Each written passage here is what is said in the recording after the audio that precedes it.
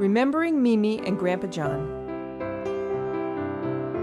Mimi loved kids more than anything in the world. She was always making gifts for her children and grandchildren. She made you this sunbonnet. It was big, but it worked just fine. Grandpa John died before you were born, but he felt very strongly about holding his grandchildren on the day they were born. Maybe he was imagining you when he held this doll and gazed in her eyes. So this is the story of my parents, and how you, Michaela, are connected to them. Chapter 1. Mimi. Mimi was born January 22nd, 1932 in Glens Falls, New York. Here's Mimi with her mom and her big brother Robert. Wasn't she a cute, chubby kid? When Mimi was born, she was named Margaret Ann Westcott, but soon everyone started calling her Peggy. When she got older, she shortened her name to Peg. And when Peg had kids, she became Mom. Finally, when Mom became a grandmother, her 7 grandchildren called her Mimi. Mimi used to talk about how exciting it was to go to birthday parties when she was 5 or 6 years old. Girls got starched, white, fancy dresses, laced anklet socks, and black patent leather shoes. The preparations would start the night before the party, when Mimi's mom would tie Mimi's hair up in strips of rags to make ringlet curls. For one such party, her ever-mischievous brother Bobby decided to pull a prank on his little sister. He balanced a bucket of water on top of the front door, so just when Mimi was bounding out to go to the party, the bucket fell on her head, destroying the curls, washing the starch out of the dress, and leaving spots on her shoes. The funny thing about good stories is that they're not usually that funny at the time they happen. Mimi grew up on Raymond Avenue. Her first house was right behind her grandparents' house. Her house was also right down the street from Johnny Robertson, who would later become your grandfather. Chapter 2. John. Grandpa John was born August 4th, 1930, also in Glens Falls, New York. He was mostly raised by his grandparents, your great-grandfather Gobby Loomis, and your great-grandmother, Alice Little.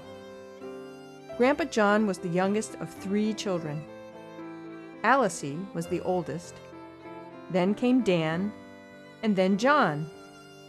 When he was little, he was called Johnny. When he grew up, he was called John. He was called Daddy by his kids. And lastly, Gobby, or Da, or Grandpa John by his grandchildren. Remember your great-uncle Bob, Mimi's brother?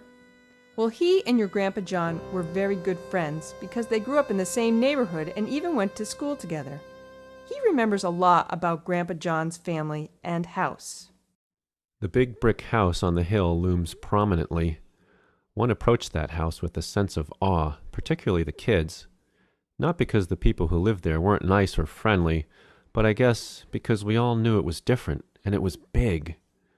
I mean, who had a gas pump in their garage? Who had a handyman? Never mind one named Raleigh. Lots of kids had dogs, but not greyhounds to be sure. Who had a pantry? Who had a house with a studio with pictures of naked ladies? For another thing, your Grandpa John was the only kid I knew who wore an eye patch. Yes, Grandpa John's family was pretty unusual. They had a big house and servants, but it was by no means a formal household. Your great-aunt Alice remembers a funny story about Grandpa John.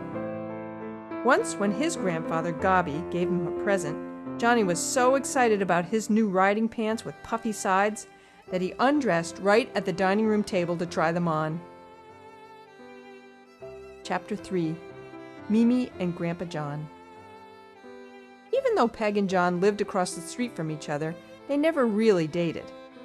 After college, when Grandpa John was working at the local YMCA and Mimi was a medical secretary for a doctor who delivered babies, they met again and fell in love.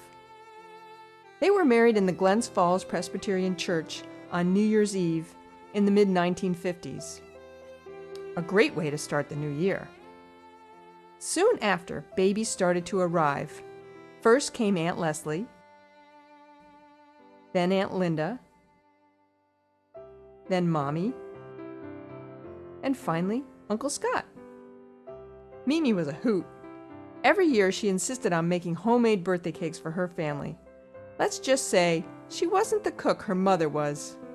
While each cake was a creative masterpiece, they didn't always look or taste quite as good as we had hoped. Mimi loved movies, musicals, playing the piano, and putting on silly productions with her friends. Remind you of somebody you know? Grandpa John was funny too. Like you, he wasn't fond of breakfast foods. He often resorted to eating Oreos first thing in the morning. Every night before bed, he would attempt to give us elephant kisses, big, wet raspberries on our cheeks instead of our tummies. You know how you hate it when we give you clothes for Christmas? Well, Grandpa John loved getting clothes, and he put on every item right after he opened it, along with the bow. Mimi and Grandpa John would have loved swimming with you in the ocean. Grandpa John especially would have loved the eulogy you gave for the butterfly. Mimi would have loved your portrayal at theater camp of the evil fairy Morgan. They would have both been proud of what a good friend you are and how well you do in school. Mimi and Grandpa John would have really loved knowing you, Michaela, and knowing how much happiness you bring to Daddy and me.